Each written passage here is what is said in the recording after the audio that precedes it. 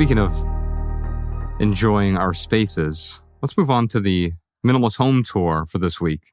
This is number 34 in our series, and this is from my home. Notoriously, Bex and I live apart. We used to live states apart when we were, she was living in Montana, I was living here, but now we have a main house, and then there is a guest house or a back house. It's about 250 square feet. And this is the space where I live most of the time, the majority of the time.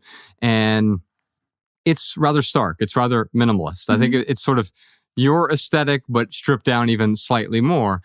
Part of that is, and I titled this photo, Balance is the Absence of Excess. Now, what is excess for me is a lower threshold than most people. I'm not prescribing this to anyone, but this is what my home looks like. And it's changed relatively recently. I just sold my desk to Professor Sean. He's going to give me some cash this afternoon, hopefully. But we have this guest house, and it has two functions. So like if Ryan comes up to Ojai and wants to spend a couple nights, then great. I have a guest house. You can sleep there. There's this dining table here. And I don't hang any art on the walls, but these sound panels sort of function as art. It's a rather echoey space, and I like to go in there and make phone calls or just work. And to do so, having these sound panels, to me, they're minimalist art in a way. And they look beautiful, but it's aggressively simple. And I think the details are especially important when you get down to this simple. So like a simple Nelson light that is there above the table, and these simple chairs from Beau Concept, or this tables from Design Within Reach. But then there's literally nothing else here in that picture. The other side of the room, we'll go to the other picture here, is just a bed and an end table and some lights, right? And some natural light. And that's quite literally everything that's in that space, except there is, if you're looking at this picture, it's on the left of this picture, there's like a small kitchen, or a giant kitchenette, I like to refer to it as. It's a mega kitchenette.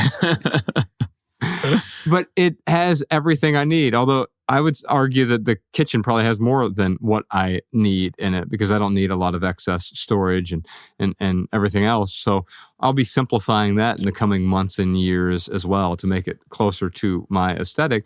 But stripping down to the essentials, the bones become the beauty of the space. Yeah, and I noticed that you lined up the artwork with the top of the windowsill. Yeah. I assume that was intentional. Yes. Yeah. Very nice. That's the kind of stuff that I think about. Like, I always look for the architectural lines in a space and try to make things relate to one another, and that creates a lot of balance. Yeah. I think when we pay attention to these details, that's what I love about your Instagram account and your website. You have a love for the details. Yeah. The beauty is essential, but also finding the things that are functional and making sure they're beautiful. So you're combining the form and the function is so important. Quite often, here's what happens. We try to beautify our space with the things that have no function at all. That's why I like the sound panels in a space like this, is because to me, they're beautiful. They clean lines, just real simple, but they also have a function. They dampen the sound in that space. Yeah. However, quite often what we'll do is we will say, all right, I want some things that are beautiful in my space. Here's some artwork, here are some plants or whatever. And those things can be fine. But then the other things that are functional, they'll be ugly and cumbersome. And they're kind of like, they become clutter visually. Yeah. Even if I still use them every day, I don't feel great about using them because it doesn't match the things that make the room beautiful. Yeah. So I feel like my background is in architecture, and I feel like there's this missed opportunity in terms of levels of design. You have urban planning, architecture, interior design, and then that's kind of where people stop.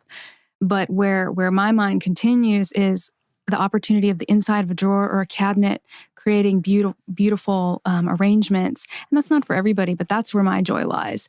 And you don't have to be rich to do this. I actually found minimalism when I was unemployed. A lot of it has to do with arrangement, but then also selecting the best possible thing that you can afford. You all talk about that a lot.